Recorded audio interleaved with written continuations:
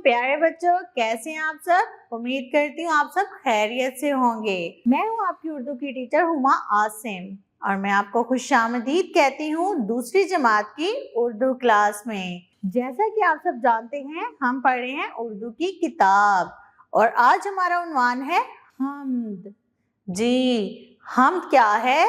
हम ऐसी नज़म को कहते हैं जिसमें अल्लाह की तारीफ बयान की जाए। अल्लाह ताला हम सब का खालिक और राज़िक है। अल्लाह ने हमें बहुत सारी नेमतों से नवाजा है। हम सब पर फर्ज है कि हम इनकी नेमतों का शुक्र अदा करें। तो प्यारे बच्चों, देखें इस तस्वीर में आपको क्या नजर आ रहा है। जी, ये है खाना काबा। खाना काबा मतलब अल्लाह का घर।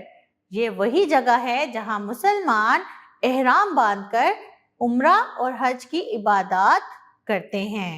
तो मुसलमान होने के नाते हम सबको चाहिए कि हम अल्लाह की इबादत करें और इसकी नेमतों का शुक्र अदा करें। तो इसी के साथ चलते हैं हम अपने सबक की तरफ। हम शुरू करते हैं इसके खास अल्फाज तलफ़ुज़ के साथ।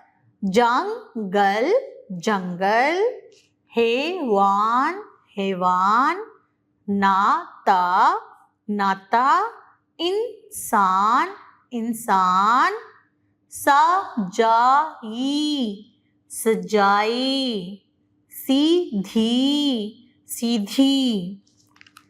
मेरे मौला मेरे दाता, हर एक का है तुझसे नाता। सारी दुनिया तूने बनाई, फूलों और फलों से सजाई। जंगल और पहाड़ बनाए, बागों में फल फूल लगाए।